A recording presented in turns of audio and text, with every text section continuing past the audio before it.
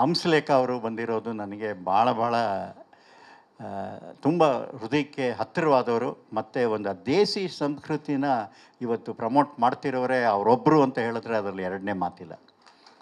ಹಾಗೆ ನಮ್ಮ ವಿಜಯ್ ಕುಮಾರ್ ಕೊಡಿಯಾಲ್ ಬೈಲವರು ಅವರೊಂಥರ ಮಾಂತ್ರಿಕ. ಸಿನಿಮಾ, ನಾಟಕ, ಸಿನಿಮಾ ತುಳುವಿನಲ್ಲಿ ಒಂದು ಹೊಸ ಪರಂಪರೆನ ಸೃಷ್ಟಿಸಿದವರು ಅವರು.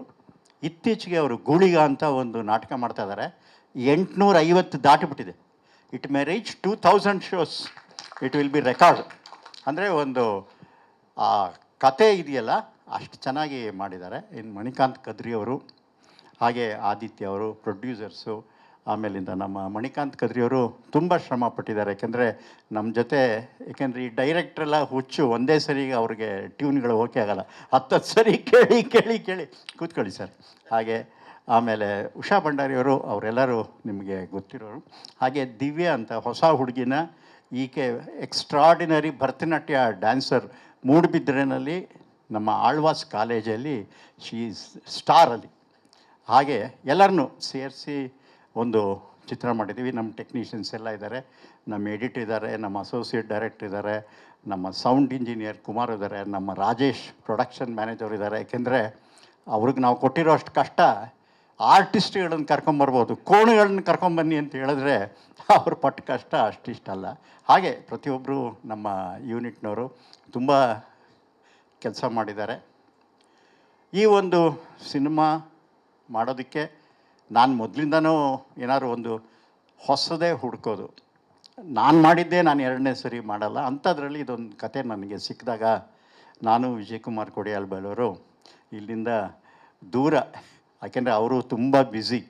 ಅವರಿಗೆ ಸಿನಿಮಾ, ಸಾಹಿತ್ಯ, ನಾಟಕ ಮತ್ತು ಒಂಥರ ರಾಜ್ಯದ ಇದರಲ್ಲಿ ತುಳುನಾಡಲ್ಲಿ ಏನೇನು ಆಗು ಹೋಗುಗಳೆಲ್ಲ ಅವ್ರ ಮನಸ್ಸಿಗೆ ಬಂದು ಹೋಗ್ತಾ ಇರುತ್ತೆ. ಅಂಥದ್ರಲ್ಲಿ ಅವರನ್ನು ಕರ್ಕೊಂಡು ಒಂದು 15 ದಿವಸ ಹೋಗಿ ಗುಣಿಪಾಲ್ ಕಡಂಬ ಅಂತ ಒಬ್ಬರು ಅಥೆಂಟಿಕ್ ಮನುಷ್ಯ. ಈ ಕಂಬಳ ನಿಂತೋಗಿತ್ತು 1970ನೇ ಇಸ್ವಿಲಿ. ವೀರೇಂದ್ರ ಹೆಗ್ಡೆಯವರು ಅವರು ಕಂಬಳ ನಡೆಸ್ತಾಯಿದ್ರು. ಅವರು ಎಲ್ಲರನ್ನೂ ಸೇರಿಸಿ ಇದನ್ನು ಮತ್ತೆ ಸ್ಟಾರ್ಟ್ ಮಾಡಬೇಕು ಅಂಥೇಳಿ ಈ ಕಂಬಳನ ಸ್ಟಾರ್ಟ್ ಮಾಡಿದ್ರು. ಇದು ನಾವು ಅಗಿತಾ ನಾನು ಒಂದು ಪೋರ್ಷನ್ ಚಿಕ್ಕದಾಗಿ ತೊಗೊಂಡು ಮಾಡಿದ್ದೀನಿ. ಬಟ್ ಆದರೆ ಎಷ್ಟು ಕತೆ ಇದೆ ಅಂದರೆ ಲೆಕ್ಕ ಹಾಕಿ ಸುಮಾರು 1000 ವರ್ಷದ ಹಿಂದಿನ ಇತಿಹಾಸ ಅಂತ ಹೇಳಿದ್ರೆ ಹೇಗೆ ಈ ಕಂಬಳ ಏನು. ಆ ಕಾಲದಲ್ಲಿ ರೈತರಿಗೆ ಎಂಟರ್ಟೈನ್ಮೆಂಟ್ ಏನೂ ಇರಲಿಲ್ಲ. ಕೋಣಗಳಿಗೆಲ್ಲ ಉತ್ತನೆ ಬಿತ್ತನೆ ಎಲ್ಲ ಆದಮೇಲಿಂದ ಏನೂ ಕೆಲಸ ಇರ್ತಿರಲಿಲ್ಲ.